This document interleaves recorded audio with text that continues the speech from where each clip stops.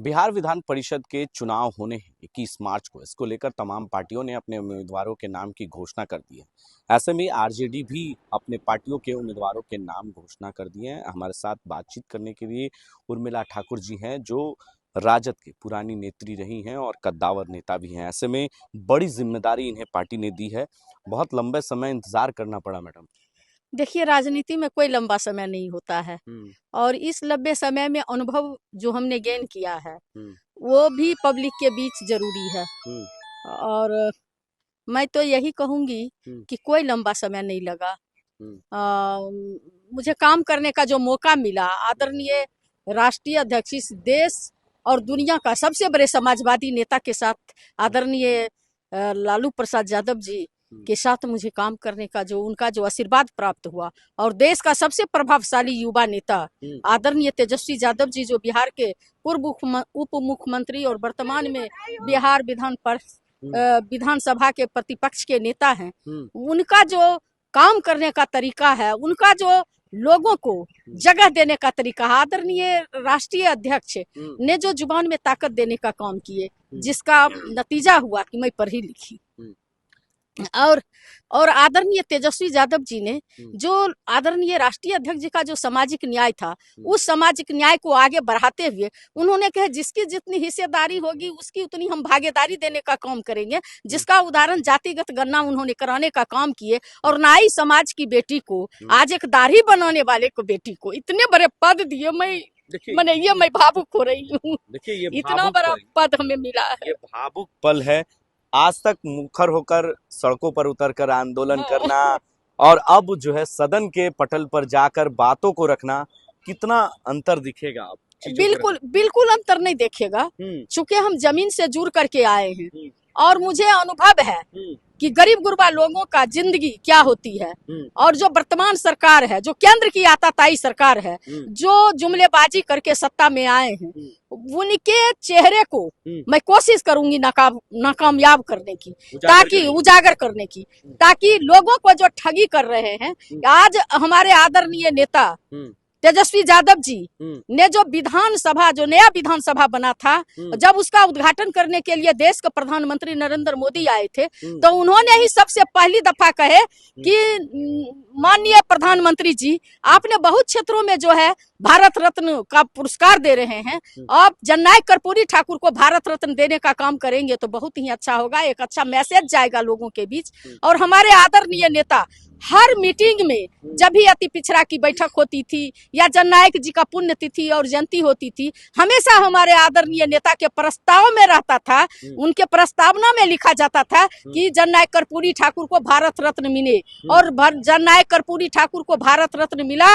और आदरणीय नेता राष्ट्रीय अध्यक्ष जी, आदरणीय नेता, युवा और प्रभावशाली नेता, आदरणीय जो हमारे बिहार के प्रतिपक्ष के नेता है तेजस्वी यादव जी ने एक नाई समाज को, जननायक कर्पूरी ठाकुर के समाज को उस सदन में भेजने का काम किए। निश्चित रूप से उन्होंने जो जातिगत गणना करने का काम किया और अति पिछड़ा भाइयों को राजनीति में हिस्सेदारी देने का काम किए। A to Z कहते थे कि मेरी A to Z की पार्टी है, जहां सभी लोगों को मान सम्मान और जगह। एक राष्ट्रीय जनता दल ही एक ऐसी पार्टी है जहां अति पिछड़ों को सबसे ज्यादा जगह। उन पर तो हमेशा आरोप लगा है परिवारवाद का।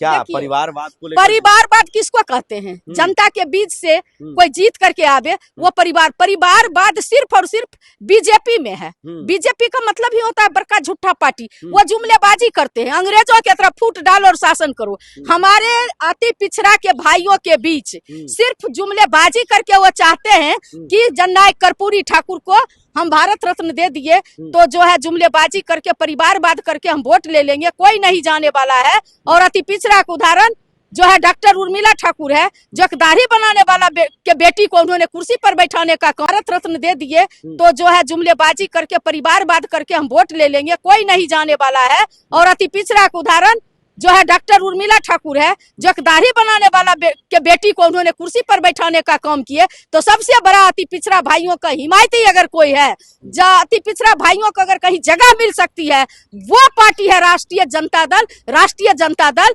जिनका हमेशा सोच रहा है गरीब गुरुओं को सत्ता में भागीदारी देने का काम किए। आदरणीय नेता का सामाजिक न्याय नहीं होता तो शिवचंद्र राम जो जूता बनाने वाला का बेटा है, आज वो मंत्री नहीं बने होते। आदरणीय जो नोनिया की बेटी है अनीता देवी जी, वो मंत्री नहीं बनी होती। आदरणीय पुण्येश्वर मंडल जी को वो विधान परिषद नहीं भेजते। बीड़ी बनाने वाला विद्यासागर निषाद को राज्यसभा नहीं भेजते।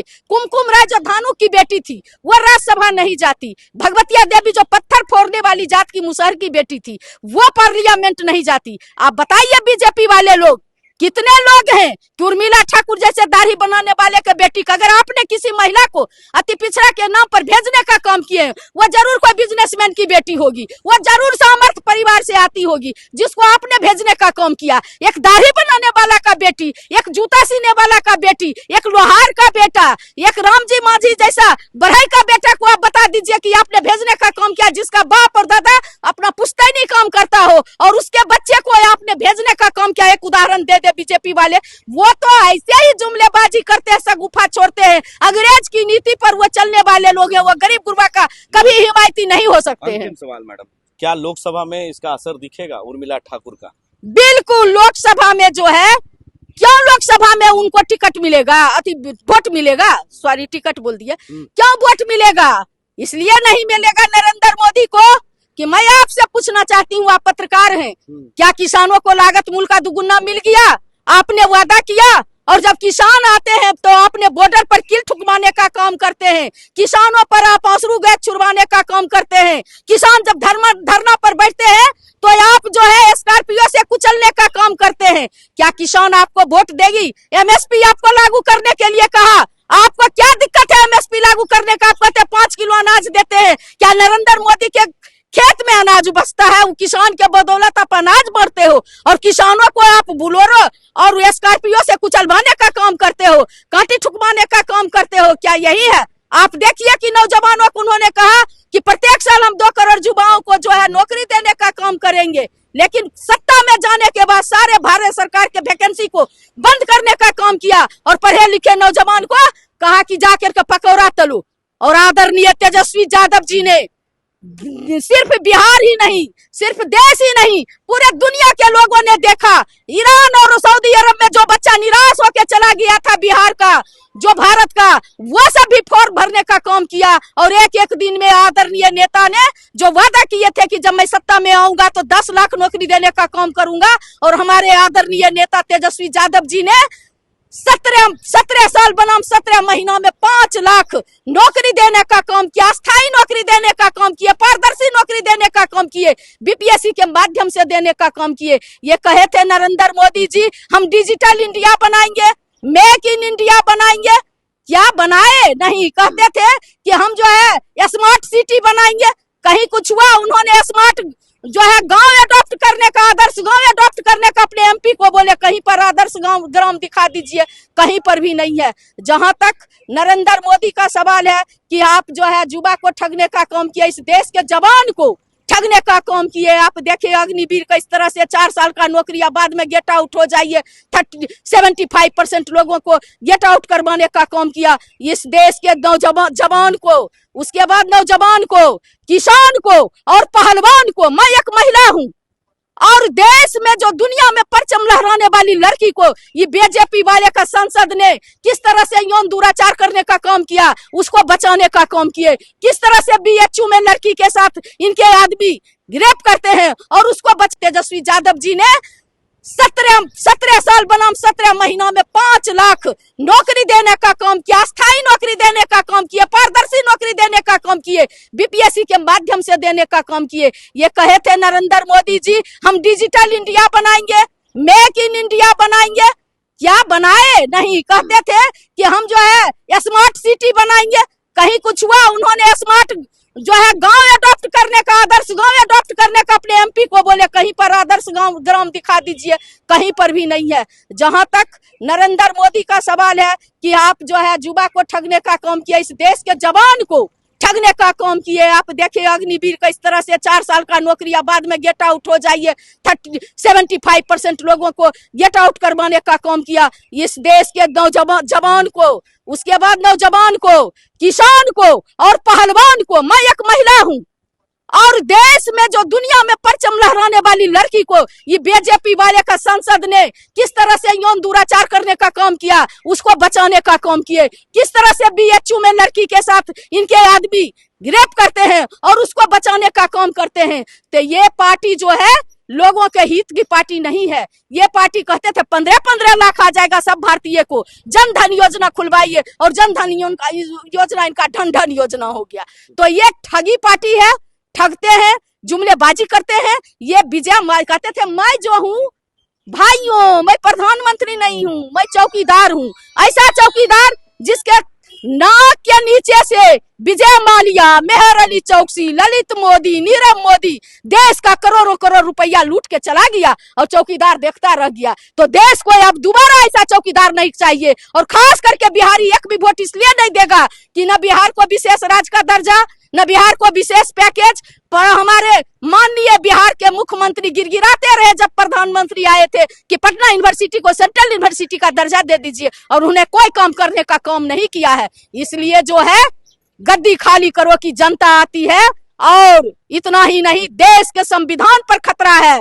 देश का जो है संविधान पर खतरा ही नहीं, लोकतंत्र तो खतरे में है ही, आरक्षण खतरा में है। नरेंद्र मोदी के आने से कोई सुरक्षित नहीं है, कमर तोड़ महंगाई है और जो है सारे जगह त्राही मौम है। और खास करके मैं इसलिए भी बोलना चाहती हूँ कि कहता था 400 का उजाला योजना, 400 का सिलेंडर 1200 में पहुंचा दिए।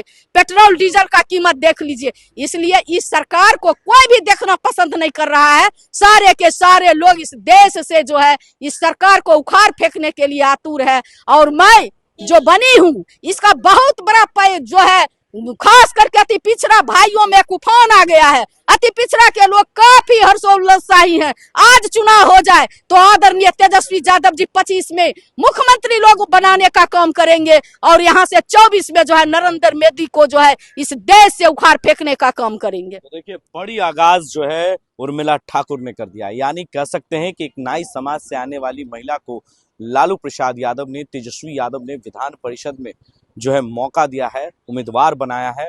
और जब सदन में बैठेंगी, सदन के पटल पर उसी तरीके से आवाज को बुलंद करेंगे। और भावुक हो गई लाइव इंडिया के कैमरे पर बोलते बोलते कि बहुत लंबे समय से इंतजार नहीं बल्कि बहुत लंबे इंतजार करने पड़ी उर्मिला ठाकुर को, लेकिन अब पार्टी ने मौका जरूर दिया है। मुखर होकर सारे सवालों का उन्होंने जवाब दिया है और सीधे तौर पर कहा है कि नरेंद्र मोदी को सत्ता से उखाड़ फेंकने का काम जो है आने वाले लोकसभा चुनाव और विधानसभा के चुनाव में करने का काम करेंगे और तेजस्वी यादव को मुख्यमंत्री बनाने का काम करेंगे। अपने सहयोगी वीडियो जर्नलिस्ट दिवाकर ठाकुर